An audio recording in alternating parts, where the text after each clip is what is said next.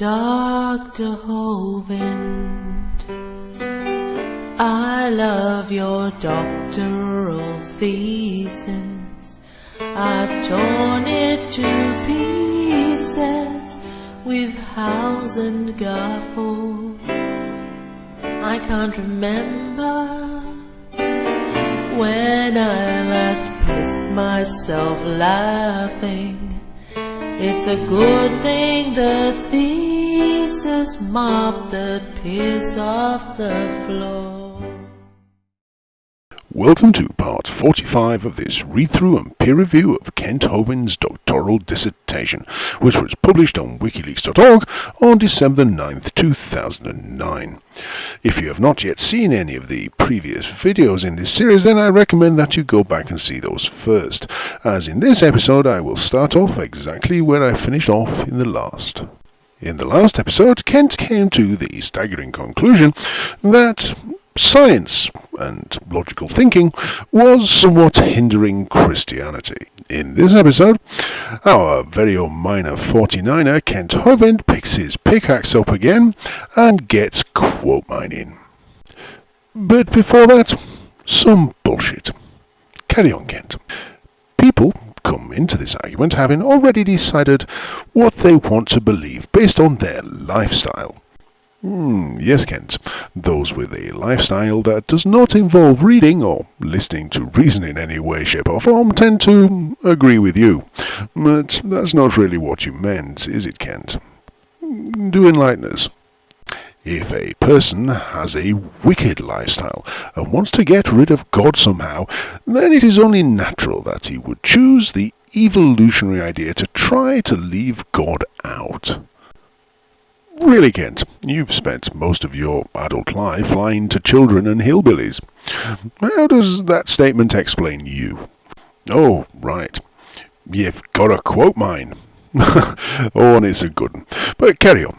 By way of giving just a little more fact that evolution is just a religion and not scientific, Stephen Jay Gould, a noted evolutionist, said in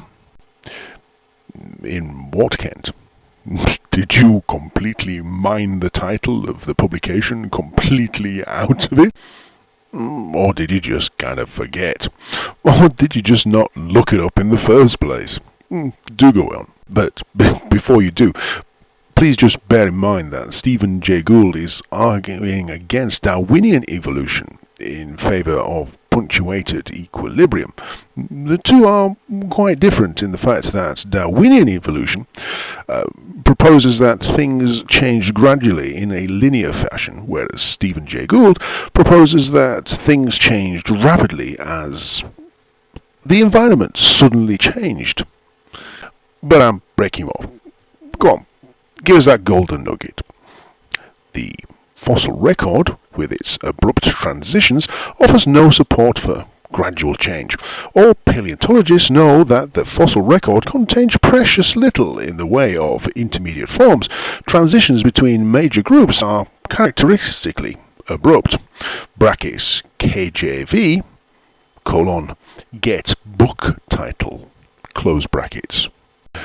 Now, Kent, I'm presuming that KJV stands for King James Version, and I don't think there is a book of Stephen Jay Gould in the King James Version of the Holy Bible.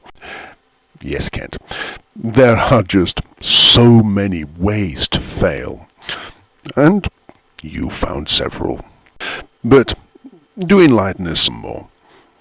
Evolution is their faith. They believe it because that is what they want to believe. In Newsweek magazine, oh God, Newsweek magazine again. Yes, Kent, the scientific journal, Newsweek magazine. You buy it because it is current and it comes out once a week. But carry on. In Newsweek magazine, is man a subtle accident, November the 3rd, 1980. The missing link between man and ape, whose absence has comforted fundamentalists since the days of Darwin, is merely the most glamorous of a whole hierarchy of phantom creatures. The more scientists have searched for the transitional forms that lie between species, the more they have been frustrated. Yes, Kent, and the thing that is, of course, really frustrating is that I've had to read that same damn quotation again, because you've somehow managed to plagiarize yourself.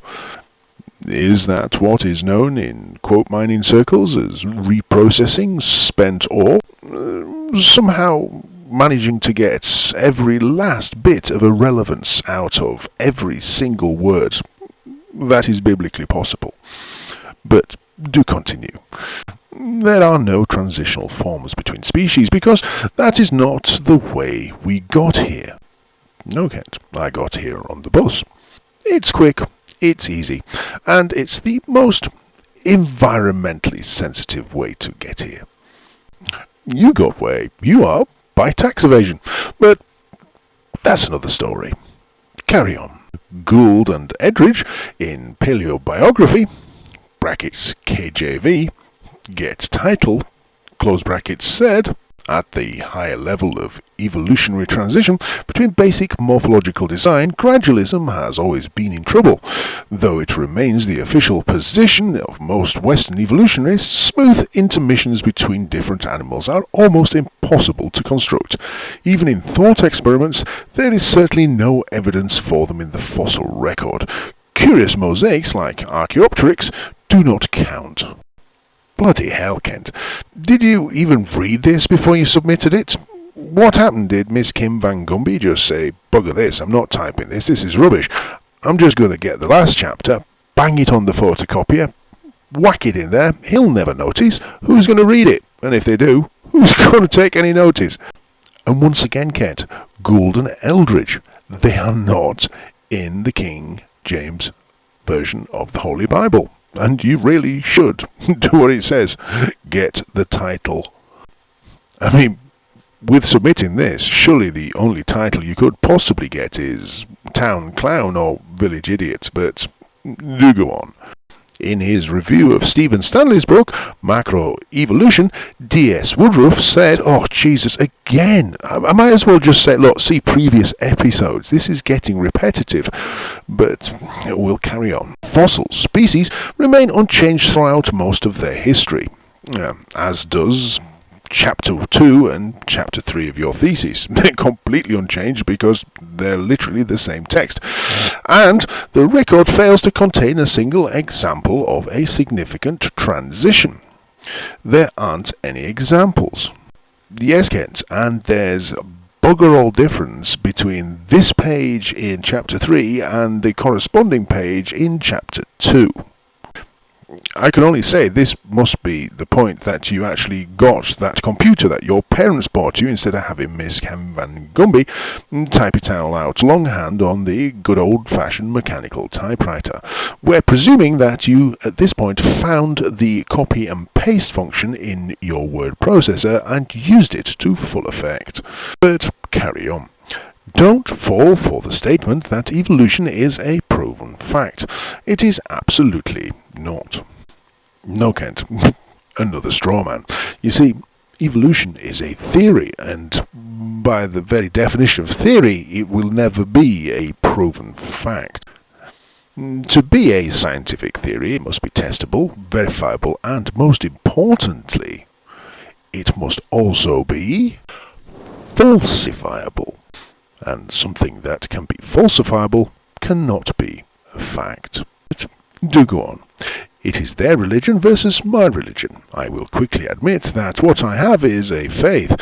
I cannot prove creation and you cannot prove evolution. If we approach it on the common ground that both ideas are religious, it will make a lot more sense. Yes, Kent, only to your argument.